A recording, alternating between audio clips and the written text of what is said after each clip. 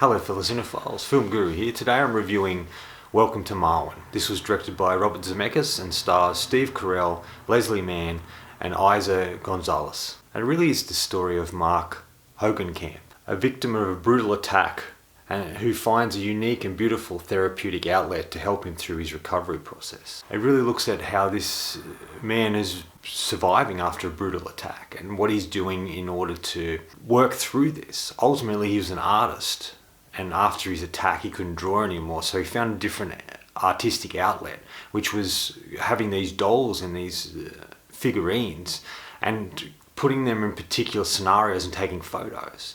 And this is sort of how he dealt with what happened.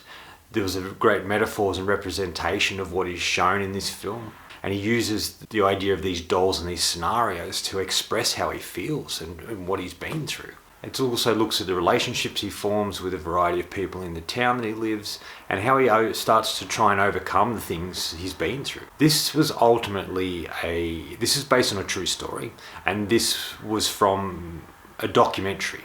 So Zemeckis had the idea of taking the documentary and expanding it and looking at this world in a different way, in a unique and artistic way.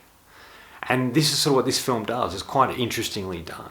The best parts of it, I think, are the animated stuff, where you get to see these dolls that he's created, them interact with each other and create this sort of world through the eyes of Mark Hogenkamp. This was a film that came out was meant to come out at the start of the year, and we never got it. So this is the first time I'm being able to get my hands on a copy of this to be able to watch it. Ultimately, I can see why it wasn't released in the cinemas and didn't do real well. There are good aspects to it, but overall it was not great. It wasn't terrible, it just wasn't great.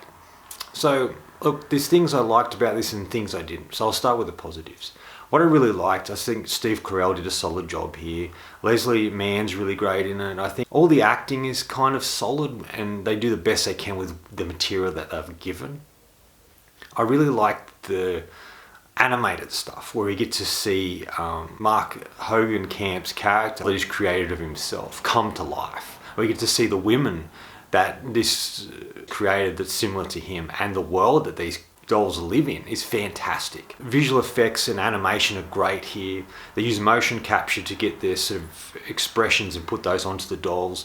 And these are the moments I really enjoyed. And I wish the whole film was like this, because I thought it was brilliant, unique and interesting to watch, and it really sucked me into that world. I like the design of the little village that we see in the real world and how he sort of designed that. And in his house he has this little sort of bar that he's made up, which is really fantastic, and I liked all the aesthetics and the look and feel of these sort of particular sequences. This is the stuff I really loved and thought it was brilliant. I like that each of the sequences that we see through the animated stuff is a metaphor for what the particular Mark's going through and how he's trying to work through his issues and fight back the fears and worries that he has, and using these dolls to do that with. We only see him take photos, set the dolls up in particular sequences and take photos, but in his imagination we get to see these dolls come to life and we get to see the world that they inhabit and are part of, and this stuff is really fantastic. I like some of the music choices, and like I said, most of the acting was kind of solid.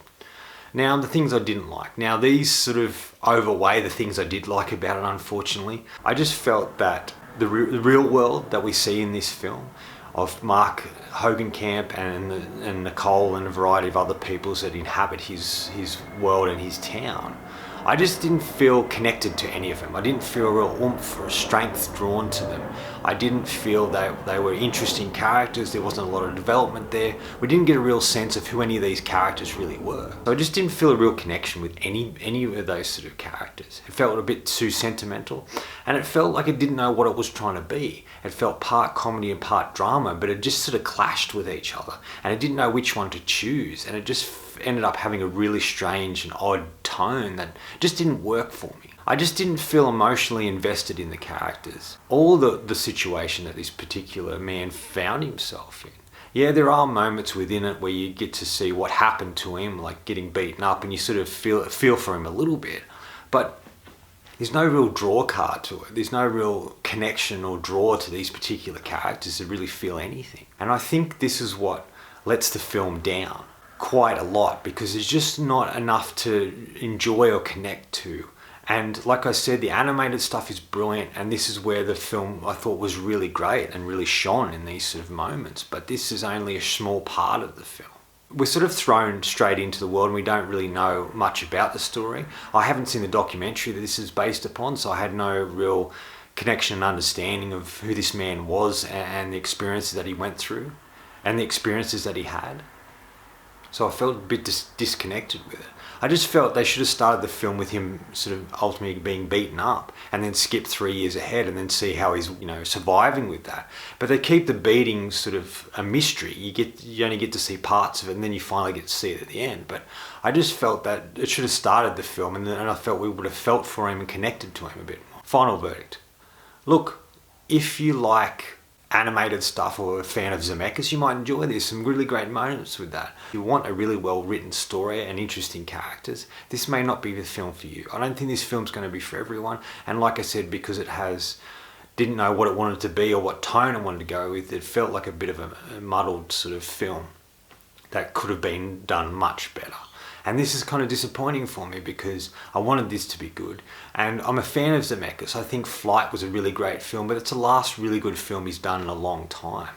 He just doesn't have the flair, I think, that he used to, especially with early films like Forrest Gump and Back to the Future and stuff like that. He just doesn't seem to have that, or Castaway. He doesn't seem to have that anymore. And his films just aren't as enticing as they used to be, and this is unfortunately one of them. I'm going to give Welcome to Marwen 3 out of 5. I thought it had some little moments I enjoyed, but overall I didn't love this film and felt a bit disappointed in what I did see.